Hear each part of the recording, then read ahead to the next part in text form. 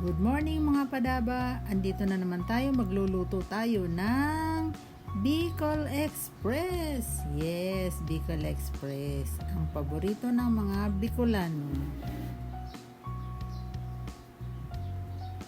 Okay ba kayo mga padaba? Kumusta naman po kayo dyan?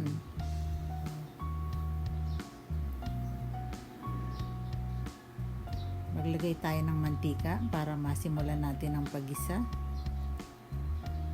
Lagyan natin ang bawang. Palagi nating inuuna ang bawang.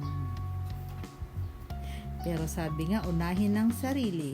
Pero sa pagigisa, ang bawang. Lagyan natin ng konting asin para may lasa na ang ating ginisa. Ilagay natin ang sibuyas. O yan, marami tayong sibuyas, marami tayong bawang kasi para masarap ang ating Bicol Express. Kasi isa yan sa nagbibigay ng masarap na lasa sa mga niluluto. Yung ricado, medyo damihan natin yung konti. Okay, lagay na natin ang baboy. Hiniwa-hiwa natin ng parang pang menudo cut para maganda ang ating Bicol Express. Yun ang saktong hiwa lang ng Bicol Express, parang pang menudo. Ayan, sangkot siya nating maigi. Halu-haluin natin para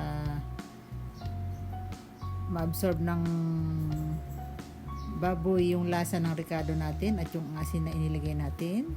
Ayan. Hindi na muna tayo maglalagay ng bagoong kasi normally talaga may bagoong yan, pero hindi muna tayo maglalagay kasi hindi ako nakagawa ng bagoong. Walang mabiling alamang nasariwa sa palengke, hindi ako makagawa ng bagoong eh.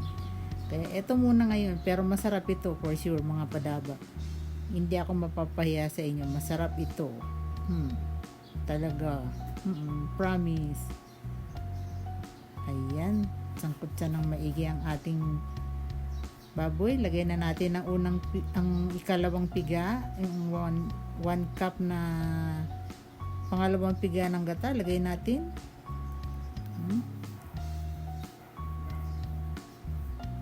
Hintayin natin kumulo yan, takpan muna natin para lumambot. Mga 30 minutes yan, malambot na yan. Kagandahan na ang lambot niyan sa 30 minutes mong pinalambot. Ayan. Ngayon, ilagay natin yung kakang gata, yung unang piga naman ng gata natin. Ilagay na natin yan. Yan yung creamy. Yan yung magpapalinamnam dyan sa Bicol Express. Importante yan eh. Ayan. Haluin natin. Sa mga hindi pa nakasubscribe, habang inahalo natin ito, pwede na kayo mag-subscribe. Paki-like and share nyo na rin po para marami naman ang ating mapatikim ng masarap na mga ulam ni Bicolanas Cooking.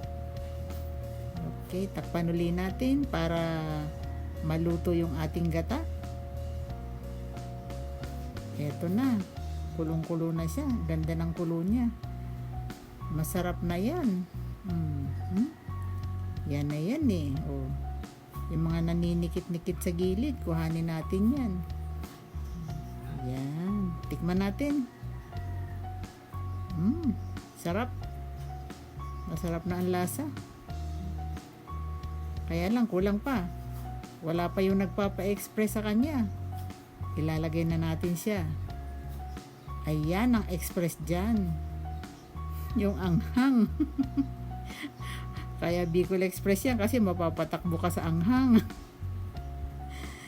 Ayan, lagyan natin ng siling haba, lagyan natin ng konting asin para eksakto na yung lasa.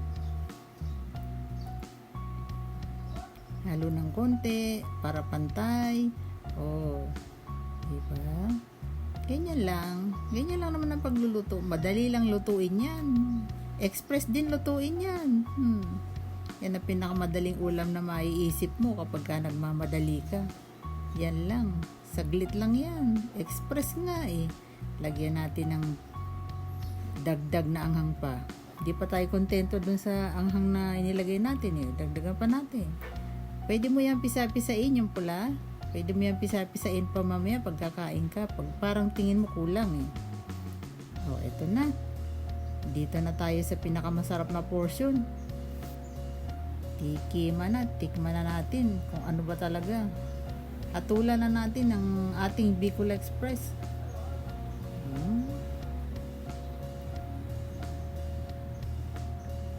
Okay. Ayan.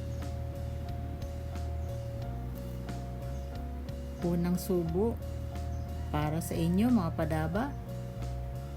Sabay-sabay tayong kumain. Oh. Kain tayo mga padaba.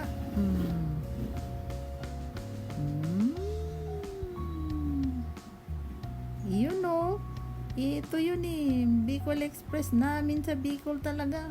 Approve.